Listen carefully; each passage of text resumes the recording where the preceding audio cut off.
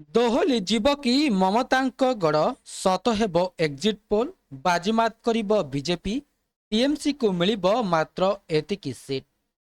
ପଶ୍ଚିମବଙ୍ଗ ବିଧାନସଭା ନିର୍ବାଚନର ଅନ୍ତିମ ପର୍ଯ୍ୟାୟରେ ମତଦାନ ଶେଷ ହେବା ପରେ ତୁରନ୍ତ ପ୍ରକାଶ ପାଇଥିବା ଏକ୍ଜିଟ୍ ପୋଲ୍ର ସଂଖ୍ୟା ରାଜନୈତିକ ମହଲରେ ହଇଚଇ ସୃଷ୍ଟି କରିଛି। ଦେଖାଯାଉଛି ଯେ 15 ବର୍ଷ ଧରି କ୍ଷମତାରେ ଥିବା ମମତା ବାନାର୍ଜୀଙ୍କ ଅଭେଦ୍ୟ ଦୁର୍ଗ ଏଥର ଭାଙ୍ଗିବାକୁ ଯାଉଛି।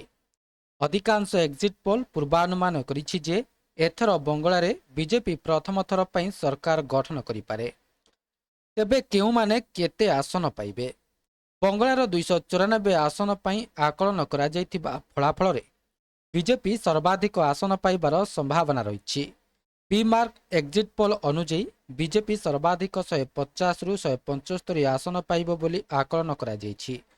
ବିପରୀତରେ ଟିଏମ୍ସି 118ରୁ 138 ଆସନ ମଧ୍ୟରେ ସୀମିତ ରହିବ ବୋଲି ଆକଳନ କରାଯାଇଛି।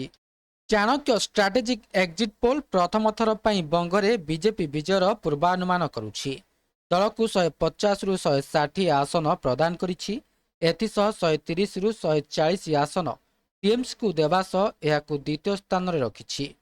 ଏହି ସମୟରେ ମାଟ୍ରିକ୍ସ ଏକ୍ଜିଟ୍ ପୋଲ୍ ଆକଳନ କରିଛି ଯେ ବିଜେପି 146ରୁ 161 ଆସନ ପାଇବ ଏବଂ ଟିଏମ୍ସି 125ରୁ 140 ଆସନ ପାଇବ। ପିଓବି ଡାଏରୀ ଏକ୍ଜିଟ୍ ପୋଲ୍ ଅନୁସାରେ ବିଜେପି 142ରୁ 171 ଆସନ ପାଇବ ଏବଂ ଟିଏମ୍ସି 99ରୁ 127 ଆସନ ପାଇବ ବୋଲି ଆକଳନ କରାଯାଇଛି। ଜେଭିସି ଦ୍ୱାରା କରାଯାଇଥିବା ଅନ୍ୟ ଏକ ଏକ୍ଜିଟ୍ ପୋଲ୍ ସୂଚାଇଛି ଯେ ଟିଏମ୍ସି 131ରୁ 152 ଆସନ ପାଇବ ଏବଂ ବିଜେପି 138ରୁ 159 ଆସନ ପାଇପାରେ। ଅନ୍ୟପକ୍ଷରେ ଦୁଇଟି ଏକ୍ଜିଟ୍ ପୋଲ୍ ଟିଏମ୍ସି ପାଇଁ ଏକ ବଡ଼ ବିଜୟ ଆକଳନ କରିଛି। ପିପୁଲ୍ସ ପଲ୍ସ ଟିଏମ୍ସି ପାଇଁ 177ରୁ 187 ଆସନ ଆକଳନ କରିଥିବା ବେଳେ ଜନମତ ପୋଲ୍ ଦଳ ପାଇଁ 195ରୁ 205 ଆସନ ଆକଳନ କରିଛି। ତେବେ ମୋଦିଙ୍କ ଏବଂ ଶାହାଙ୍କ ମିଶନ ବଙ୍ଗଳା। ନିର୍ବାଚନ ପ୍ରଚାର ସମୟରେ ପ୍ରଧାନମନ୍ତ୍ରୀ ମୋଦି ଏବଂ ଅମିତ ଶାହା ଦୁର୍ନୀତି ଏବଂ ବାଂଲାଦେଶୀ ଅନୁପ୍ରବେଶକାରୀଙ୍କ ପ୍ରବେଶ ଭଳି ପ୍ରସଙ୍ଗ ଉପରେ ମମତା ସରକାରଙ୍କୁ ନିରନ୍ତର ଟାର୍ଗେଟ କରିଥିଲେ।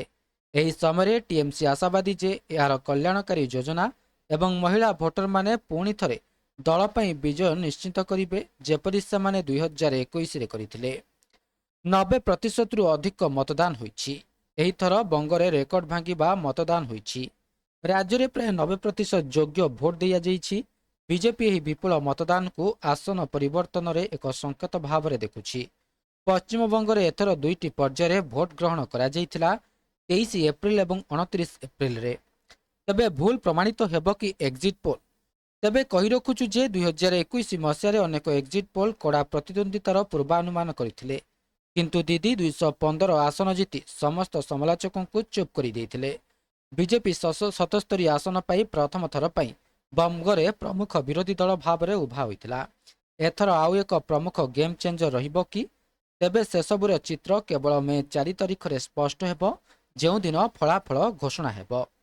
ତେବେ ଏହା ଥିଲା ସମ୍ପୂର୍ଣ୍ଣ ଅପଡେଟ୍ଟି। ଭିଡ଼ିଓଟି ଭଲ ଲାଗିଥିଲେ ଭିଡ଼ିଓଟିକୁ ଲାଇକ୍ କରନ୍ତୁ, ସେୟାର କରନ୍ତୁ ଏବଂ ଚ୍ୟାନେଲଟିକୁ ସବସ୍କ୍ରାଇବ୍ କରିବା ପାଇଁ ଭୁଲନ୍ତୁ ନାହିଁ।